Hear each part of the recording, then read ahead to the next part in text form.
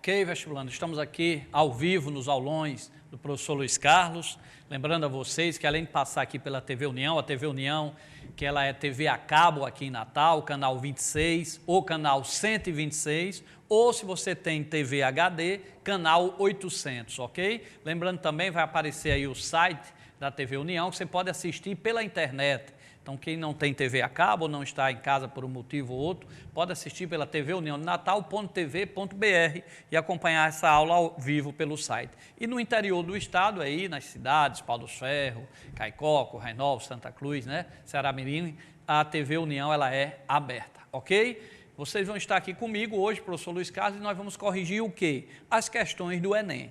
Lembrando que nós vamos continuar com vocês, nós vamos ter vestibular da Unicamp, vamos ter vestibular da UNP, de Medicina, vamos ter o vestibular da UERN, e nós vamos estar com vocês aqui o ano todo, ok? Então, hoje vamos corrigir as questões do Enem 2014, tá? Então, olha aí na telinha, a primeira questão que nós vamos falar está com relação a um termo lá, quem fez a prova a um termo chamado de ressonância, ok? Então, quem fez o vestibular, nós vamos começar a correção da prova amarela, todas as provas são as mesmas questões, só são alternados os números, tá? Então, nós vamos fazer a questão de ressonância, que foi a primeira questão da prova amarela e, lógico, estava em todas as outras provas, só há uma alternância nas questões. E qual foi essa questão de ressonância? Vai para cá, vai para cá, vai para cá. Por coincidência, na nossa última aula antes do Enem aqui na TV União, todos os domingos às 21 horas nós estamos aqui ao vivo na TV União, nós falamos de ondas eletromagnéticas. E eu falava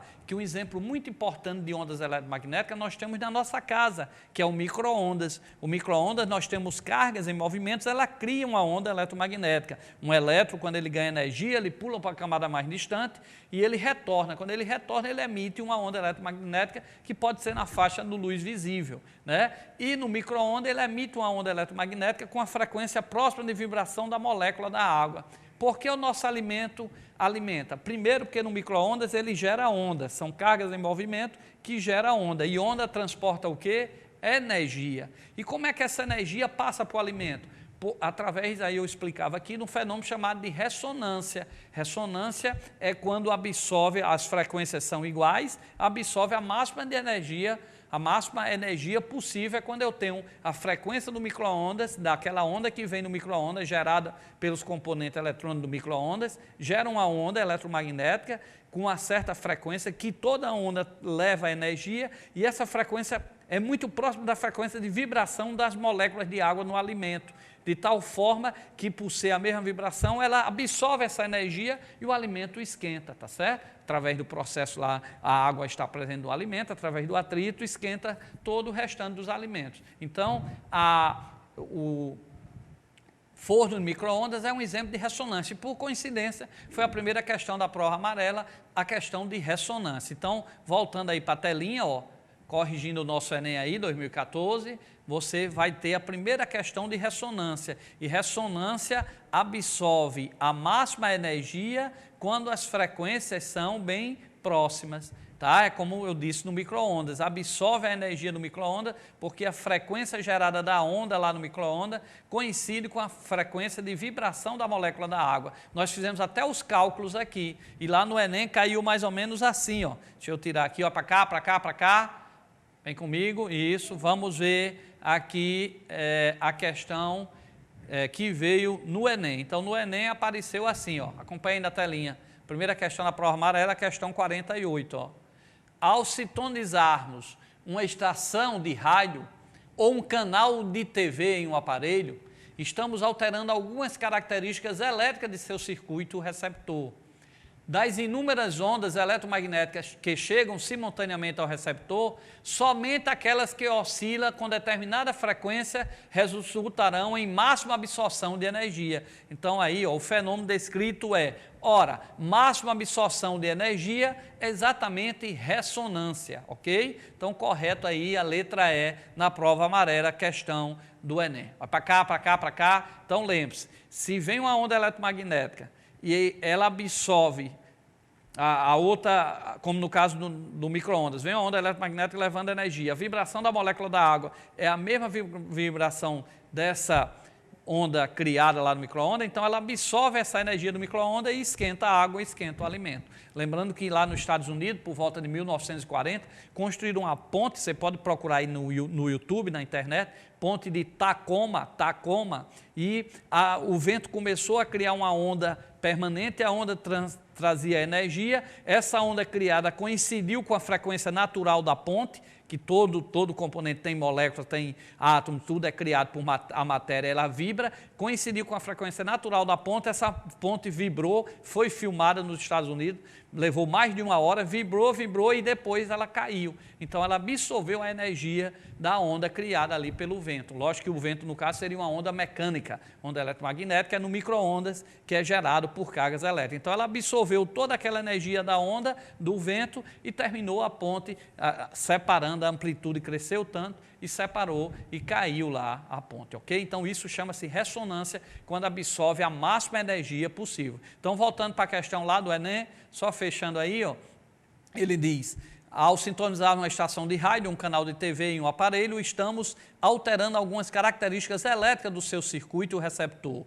Das inúmeras ondas eletromagnéticas que chegam simultaneamente ao receptor, somente aquelas que contêm uma determinada frequência resultarão em máxima absorção, ou seja, todas que tiverem frequência igual a do receptor, ele vai absorver a máxima energia que ele vai e a máxima absorção dessa frequência. Então seria a letra E, ressonância, ok? Vamos aproveitar, vamos fazer aqui uma questão que tem aqui do lado, uma questão de química, mas nós estamos corrigindo aqui o Enem, vamos fazer a questão 48. Acompanha aí a questão 48, depois a gente vai para 47, vamos fazer a prova aí do Enem 2014, estamos resolvendo aí para vocês, ok? Então a 48, puxando aqui mais um pouquinho, ela diz o seguinte, tá aí, questão 48. Grande quantidade dos maus odores do nosso dia a dia está relacionada a compostos alcalinos. Alcalinos, nós vimos aqui, e o estudante está lembrado, está relacionado à base, tá? Existem ácidos e bases, alcalinos é a mesma coisa de dizer base. Então, grande quantidade dos maus odores do nosso dia a dia está relacionada a compostos alcalinos. Assim, em vários desses casos, pode utilizar o vinagre, que contém cerca de 3,5% e 5% de ácido, para diminuir ou eliminar o mau cheiro. Por exemplo, lavar as mãos com vinagre e depois enxugá-la com água, elimina o odor do peixe, já que a molécula de piridina, aí está aí a molécula, piridina, é uma das substâncias responsáveis pelo odor característico do peixe podre.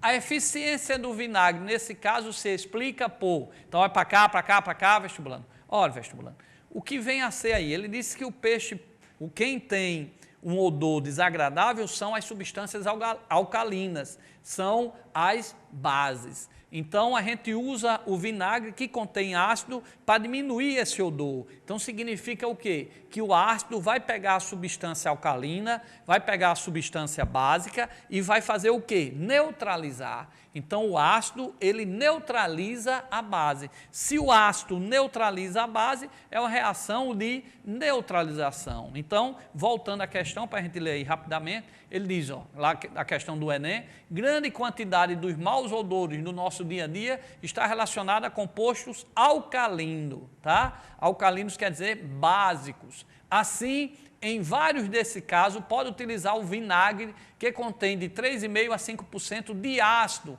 para diminuir ou eliminar o mau cheiro. Então, para eliminar o mau cheiro da substância alcalina, da base, eu uso um ácido que neutraliza, tá? E ele deu como exemplo, por exemplo, lavar a mão com vinagre, tá? E depois de enxugá-la com água, elimina o odor do peixe, já que a molécula de piridina é uma das substâncias responsáveis pelo odor característico do peixe. Então, vai para cá, você cuidando lá num peixe, ficou aquele mau cheiro. Aquele mau cheiro do peixe é devido às substâncias básicas que existem nele. Nesse caso aí, a molécula de piridina. Você não tinha que saber essa molécula nem o nome, mas o texto deu, não precisou dela. Ele só reforçou para lembrar que era uma base. Então, se aquele mau cheiro do peixe é básico, eu preciso de um ácido para eliminar. Então, você pega o vinagre e lava a mão ali com vinagre, de tal forma que o vinagre vinagre, por conter ácido, vai reagir, neutralizar aquela substância do peixe, que é eliminada pelo mau odor, que é uma base. Então, o ácido, o vinagre, por conter ácido, vai reagir com aquela base, vai neutralizar, vai formar um outro sal, que também não interessa a você, que a questão não pediu qual seria esse sal formado, e de tal forma que você teria aí como opção, voltando lá para a questãozinha do Enem, você teria aí como opção a letra E. A letra E, ó, ele diz aqui, ó, reação, está aqui ó, embaixo, ó, reação de neutralização entre o ácido acético e a piridina do peixe, que resulta em composto sem mau odor. Então, o odor é eliminado. Então, ó, a piridina do peixe, ela é básico, então o ácido acético do vinagre reage com a base, formando um sal e tal forma que neutraliza, elimina esse mau odor, ok? Vai para cá, para cá, para cá. Então, essa foi mais uma questãozinha aí do Enem que nós passamos aqui para vocês, ok? Nós vamos fazer mais uma questãozinha agora também do Enem, estamos corrigindo aí o Enem 2014, e a questão de número 49 da prova amarela. Acompanha aí na telinha, eu estava só ajeitando ela aqui, ó, a 49 da prova amarela. Ela diz o seguinte: quando adolescente, as nossas tardes após as aulas consistia em tomar às mãos o violão e o dicionário de acordes de Almir, aí deu aí o nome do músico, e desafiar nosso amigo Hamilton, tá? E descobrir, apenas ouvindo o acorde, quais notas eram escolhidas. Sempre perdíamos a aposta. Ele possui o ouvido absoluto. Aí continua o texto do Enem 2014. O ouvido absoluto é característica perceptual de poucos indivíduos capazes de identificar notas isoladas sem outras referências. Isto é, sem precisar relacionar com outras notas de uma melodia. Aí deu aí de onde foi o texto, aí ele pergunta: no contexto apresentado, a propriedade física das ondas que permite essa distinção entre as notas é A. Então, seria exatamente frequência, estaria a letra A. Ó, para cá, para cá, para cá. Então, quando alguém tem o poder de escutar uma nota isolada, escutar uma nota lá que o cara coloca num instrumento, no caso aí do texto no Enem, ele botou um violão, ele dava uma nota no violão e a pessoa escuta, o amigo dele tinha um poder de conseguir saber qual era a frequência daquela nota. É o que chama aí na música de ouvido absoluto, né? Tem pessoas que têm esse ouvido e identificam quais são as notas, mesmo se ela estiver isolada, sem ser numa melodia, porque na melodia, você tocando a melodia todinha, já muitos outros seres humanos conseguem saber qual é a nota, porque tem um outro tipo de ouvido. Agora, o ouvido absoluto é quando você coloca só uma nota sem a melodia e ele já sabe qual é a nota. Então, poucos humanos têm essa capacidade, ok? Nasceu aí com essa tendência. Então, ou tem esse dom, tá? Então, o que é que acontece? Aquela nota ali, cada nota que diferencia uma nota para outra é a frequência, tá certo? Então, voltando aí à questão, ele diz, ó, no contexto apresentado, a física das ondas que permite essa distinção entre as notas é frequência. Então, essa questão aí foi do Enem, só voltando aqui, ó, ele diz que quando adolescente, as nossas tardes após as aulas consistia em tomar às mãos o violão e dicionário de acordes de Almir, né, o músico, e desafiar o nosso amigo Hamilton a descobrir, apenas ouvindo o acorde, quais notas eram escolhidas. Sempre perdíamos a aposta. Ele possui o ouvido absoluto. O ouvido absoluto é uma característica perceptual de poucos indivíduos capazes de identificar notas isoladas, sem outra referência, isto é, sem precisar relacionar com outras notas de uma melodia. No contexto apresentado, a propriedade física de ondas que permite essa distinção é a frequência. Então, o que diferencia uma nota para outra é a frequência. A intensidade, o que é intensidade, vestibulando? Nós vimos aqui nos nossos aulões, todos os domingos, às 21 horas, encerrou o Enem, mas nós vamos continuar para o ERN, nós vamos continuar para o UNP, tá? A intensidade está relacionada com o som está mais forte ou mais fraco, com o volume mais forte ou mais fraco. Então, a intensidade é o volume do som. Forma de onda. A forma de onda é o que a gente chama de timbre. Olha para cá, para cá, para cá. Se eu colocar você numa plateia e cobrir com a cortina quem está atrás, lá no palco, e colocar uma pessoa tocando um piano e perguntar que instrumento é esse, a maioria vão dizer, é um piano. Se tirar o piano, a pessoa atrás da cortina e eu botar um violão, você do outro lado vai dizer, é um violão. Então, o que caracteriza a mesma nota de um piano, a mesma nota de um violão, é que você diferencia um instrumento do outro, é devido à forma da onda, é devido ao timbre da onda. Então, timbre e forma da onda não tem a ver com diferenciar uma nota da outra, tem a ver com diferenciar com instrumentos diferentes a mesma nota, é o formato da onda, é o timbre. Cada pessoa tem o seu timbre, ok? Letra D, olha aí no Enem. Amplitude da onda tem a ver a mesma coisa de intensidade, é o volume muito forte ou o volume muito fraco, ok? E a velocidade de propagação. Então, o correto aí seria a letra A frequência. Vai para cá, para cá, para cá. Lembrando, vestibulandos, rapidamente, só colocando aqui na apresentação, olha aí na telinha rapidamente, que a forma da onda, por exemplo, o que diferencia algumas ondas possui, deixa eu só botar aqui a caneta, só para lembrar o que é timbre, o que é esse formato de onda, você que aí já está se preparando ou para o Enem no próximo ano, quem está aí no segundo ano, e o próximo ano vai fazer o terceiro ano, ou quem vai fazer ainda o vestibular da UNP, ou da UERN, ou da Unicamp, de alguma outra universidade. Então, por exemplo, eu tenho essa forma de onda aqui, ó. Esse formato de onda faz com que eu ouça essa melodia, essa nota musical, essas notas musicais, com um certo timbre. Se eu já tiver um assim, ó, já vai dar um som diferente. Então, isso aqui, a forma de onda caracteriza exatamente o timbre, foi o que a gente viu lá na questão, ok? Então, o timbre está associado com a forma de onda, é por isso que você consegue diferenciar, mesmo estando coberto atrás de uma parede, se você escutar o som, você consegue diferenciar o som de um cavaquinho, do som de um piano, de um som de um bombo, porque o timbre é diferente, ou até mesmo a voz da pessoa que está do outro lado. Isso aí tem a ver com a forma da onda, tem a ver com o timbre da voz da pessoa, por isso que a gente diferencia uma voz da outra, ok?